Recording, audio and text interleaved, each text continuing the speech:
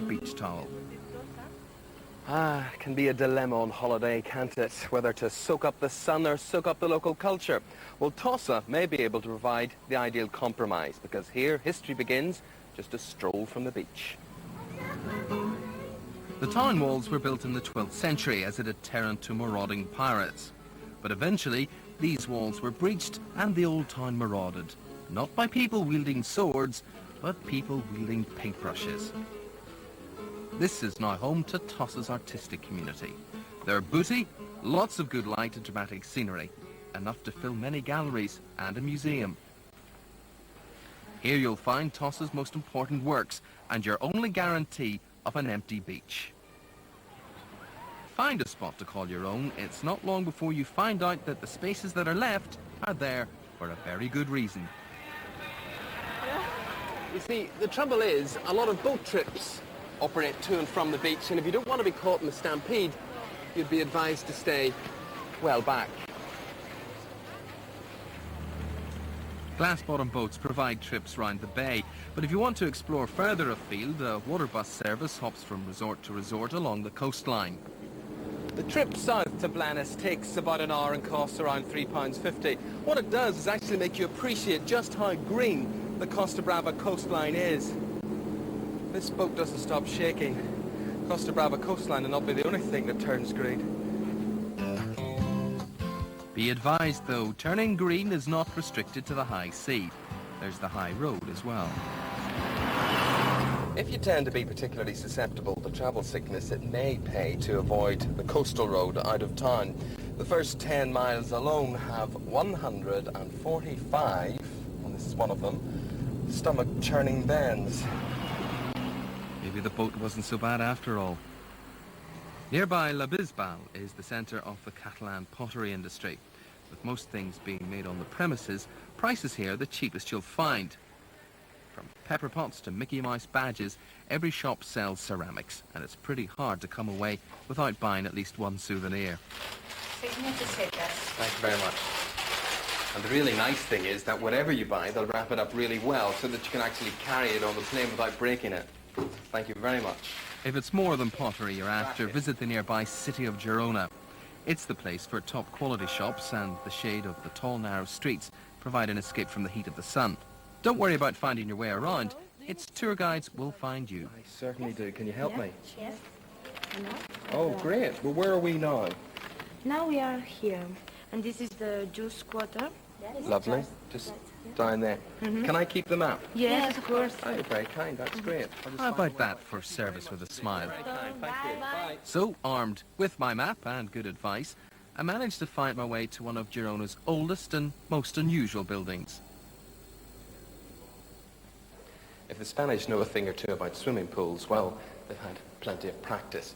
This bathing house dates from the 12th century, and although a welcome retreat on a hot day like this, unfortunately, the only thing you can dip nowadays is the odd coin for good luck. But the theme is strictly modern on the outskirts of Tossa, with its fair share of souvenir shops and where most of the self-catering apartments are located. In the evenings, everyone tends to congregate in the more select areas at the foot of the old town. The restaurants here are popular, so if you want to dine in the romantic setting of the castle walls, don't be caught out like us. Book in advance, it gets very busy. Generally speaking, the closer to the old town walls you get, the more upmarket the restaurants become. And if you fancy a walk along the ramparts after dinner, just go easy on the old vino. It's a long way down. You can have a week's holiday in Tossa de Mar this summer, staying in a 3-star self-catering apart hotel from £204. The price includes flights and transfers. If you'd rather stay in a hotel, a week's half-board in 3-star accommodation costs from £239, including flights and transfers. In this week's Traveller's Tips, 10 things you didn't know about holiday insurance. You don't have to buy a holiday that includes travel insurance, although occasionally it comes as part of the deal. Watch out for travel companies that automatically add the cost of insurance to your holiday bill. You may want to shop around for more appropriate or cheaper cover. health, you must volunteer your medical history even if you're not asked. You may not be covered for a recurring illness, and you could be faced with huge medical bills or even the cost of an air ambulance, which, for example, from Spain to Heathrow is about £7,000. Don't assume you're insured if you're on a hospital waiting list. You're probably not if you have to cancel your holiday to take up your hospital place or receive treatment for that medical condition while abroad. Neither will you be covered for any HIV-related illness or a problem connected with a pregnancy if you're more than 32 weeks pregnant. Belongings, your expensive items may not be fully insured, and there's often an upper limit for any one item. For example, a £500 camera may only be covered for up to £200. Don't put valuables in your suitcase. Items lost or damaged while in the aircraft hold will not be covered. Taking your own car abroad, get a green card from your insurance company. They're often free. Your own fully comprehensive insurance may only cover you for third parties, so check if you need extra insurance. Your insurance will probably not cover you for dangerous activities. For example, you may not get paid if you have an accident while skiing off-piste. If you're away for more than 28 days, then check your household policy. You may find restrictions apply and you'll need extra cover. And finally, don't spoil your holiday. Boring and tedious though it may be, read the small print of the full policy before you sign. With the introduction of charter flights to Australia a few years ago, the country has become more affordable for British holidaymakers. But many people tend to think of Sydney and the Great Barrier Reef as the places to visit. But South Australia is famous for its vineyards and its mountainous outback. The Mediterranean-style climate makes it ideal for touring, but if all that packing and unpacking, finding hotels, stopping for meals and so on, all puts you off a driving holiday, then why not hire your own self-contained mobile hotel? Sue Cook took her family to the state capital Adelaide, where they picked up their motorhome.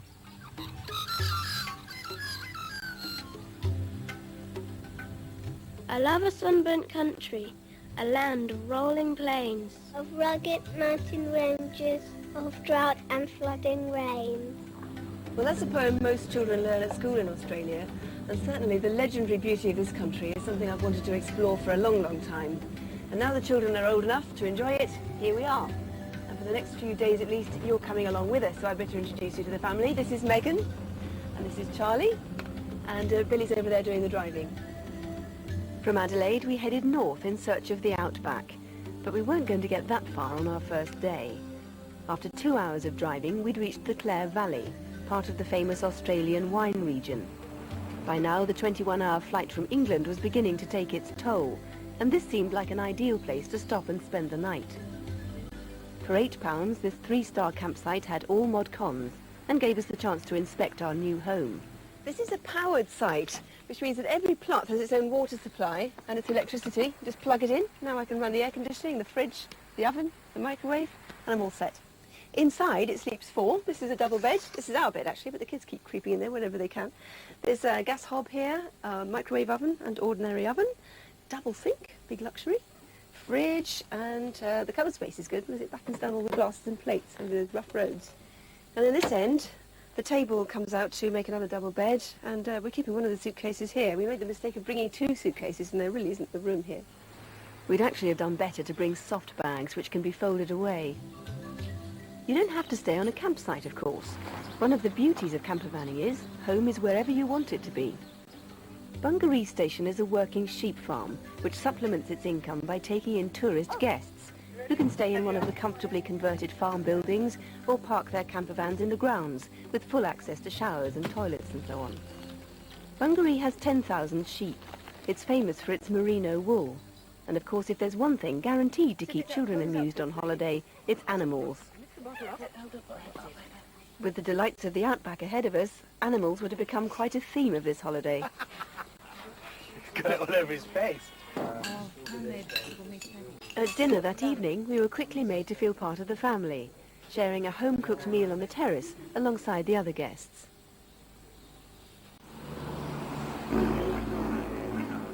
The next day we headed north again, and now we were beginning to feel we really were in Australia.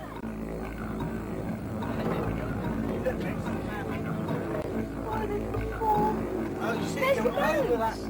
There's millions. There's about 10. Blue over there! On the right. On the right, starboard. Blue to starboard. Then, as we bowled along the unmade roads, a small problem. Look at this, Billy, the catch is completely gone. And the bits, the whole middle bit's dropped out. Well, I don't know where it's gone. Started popping this morning when we were trying to lock it. What's happened here is the catch on this door has gone completely, and a bit of the lock's dropped off. And I don't know what we're going to do about it, really, because we can't drive along with the door flapping open. That's one advantage of having a camera crew travelling behind you. One of these kind of octopus hooky things. Oh, right, so if you... Shove it in up there somewhere. And Charlie, will you hold on to the other end, or should you stick it onto a hook in there? The door now held reasonably firmly shut by means of a bungee, we carried on to our next campsite at Wilpena Pound. As we travelled further and further north towards the outback, the scenery became more rugged, and so did the campsites. At Wilpena there was little more than a token shower and toilet block surrounded by woodland. Luckily, the motel next door had a good restaurant and a shop to stock up with provisions. Bye. Wilpena Pound is a huge natural amphitheatre surrounded by rock and mountains, and the only way to see it really is from the air, which I'm going to have to miss because I get airsick. But the kids are going to tell me all about it. Don't forget, you're going to tell me everything you see, okay? And take those pictures.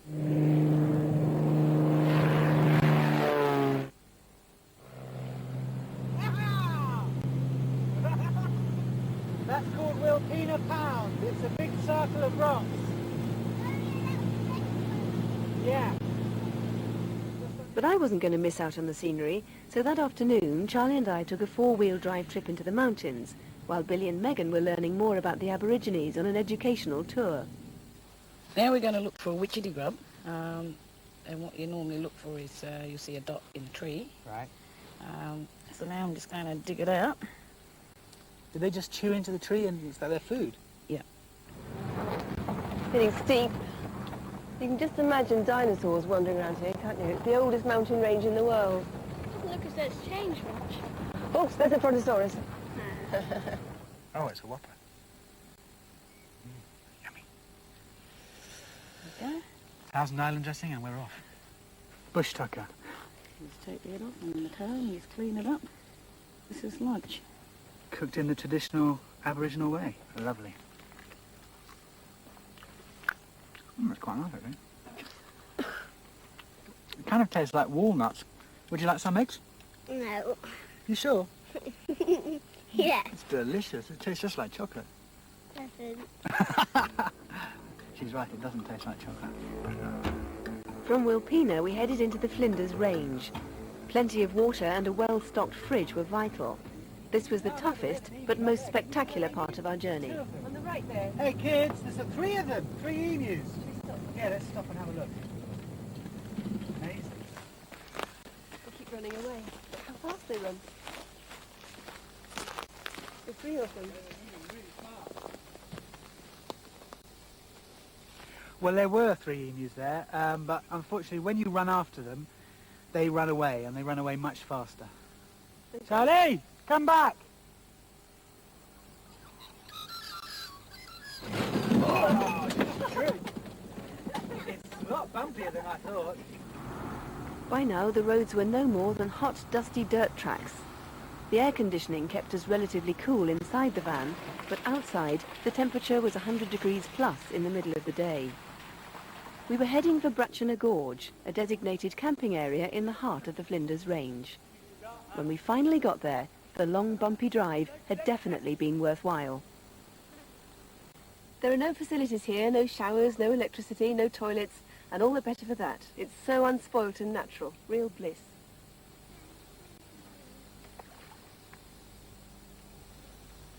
It's been such a long day. We've done so much, and I'm absolutely starving. Yes, but the downside to camping is that someone's got to do the cooking and the washing up. Poor old Charlie.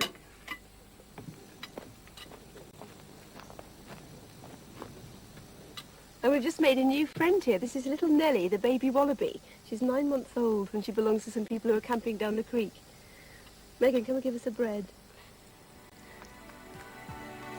If you fancy venturing into the Australian outback, the cost of a trip this May for a family of 4 would work out at £2,934. That breaks down into the cost of return flights to Adelaide, which are £719 per adult and £482 per child. A camper van for 8 days is £532, including £48 for insurance. If your idea of bliss is being able to watch the trains go by all night long from the comfort of your bed, then we may have found the ideal break for you. It's a weekend stay at a hotel made entirely from converted railway carriages. John Pittman took the train, of course, to York to discover the unique attractions of the Sidings Hotel.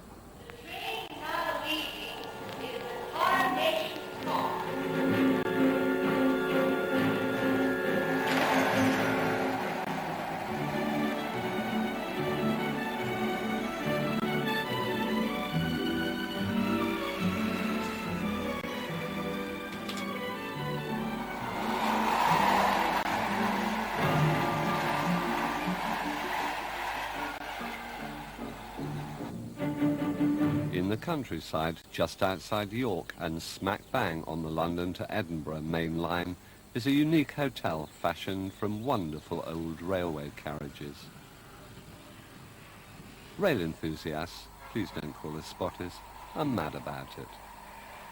Can you sleep in this place with these trains rattling by all the time? It takes a little bit of getting used to, the trains trundling by, particularly when the heavy freights move, because if 2,000 tons of coal passing by at 60 mile an hour rattles the earth. We were sitting in bed the first night we were here reading as a coal train came past, and she turned to me and said, "Did the earth move for you?"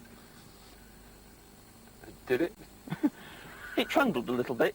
The Sidings is the inspiration of Bert Gemmell. When we built this, we decided to have something quite unique, so we turned room 8 into a 4-poster honeymoon suite, and this you see here is our 4-poster. Something odd about wanting to spend your honeymoon with trains rattling by. Well, yes, but the first honeymoon couple we had here, he spent all of the first night with his head out the window, photographing every train that went past. Whole of the night? The whole of the night. And she was not very happy about that, but he made up for it on the second night. How do you know he made up for it on the second night? Well, it was just the smile across their faces that told the story. It's mostly the men who gather on the observation platform, jotting down numbers and declaring love and affection for the 130 trains that hurtle by every day. Partners tend to pop into York or go for long walks in the country.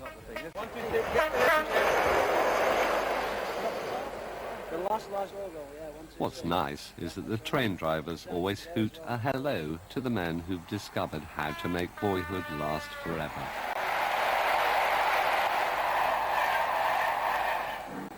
Now, at the risk of upsetting Clement Freud, who helps out with British Rail Sarnies, I must say that the food here is far superior to anything I've ever had served on a train. The ambience is nostalgic. There are tapes of old steam engines hissing away, and the sensation is the same as travelling on a train without any of the hassle. And you get to meet fascinating folk like Sid and Barbara from Cumbria. Have you got friends who can't understand why you're so keen on it? I think a lot of them do. Yeah, I get a lot of stick from work. What the old fellas going off chasing choo-choos again. What do you do? I'm a community policeman, 28 years service. People think, oh, unless you're going to take numbers for them.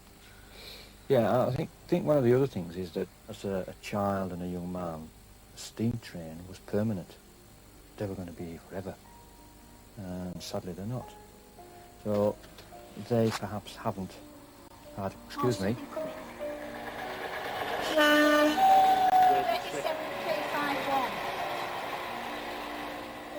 The thing about this place is that it takes me back to being a little boy at home when our holidays was a holiday runabout ticket, and the greatest thrill was to travel on a train that got home after midnight.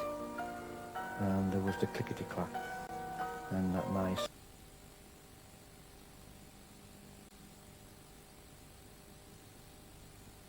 But I can go to sleep, and if you cast your mind back to your youth, and I'm sure there were steam trains around you, you could probably get a good night's sleep. A two-night break at the Sidings Hotel costs from £85 per person, including breakfast and dinner. And if you're a romantic train enthusiast, the room with a four-poster bed is an extra £10 per night. Details of all the holidays in tonight's programme are on CFAX page 688. Well, I've just time for one final dip in the Blue Lagoon before catching my flight home. Next week I'm in France on a camping holiday, looking at one of the most affordable ways for a family to have a holiday abroad. John Pittman takes a peep at how the other half holiday when he joins a luxurious cruise liner. And Shonka Gua finds out that you can still holiday in the former Yugoslavia when he visits Slovenia. So until next week in France, goodbye.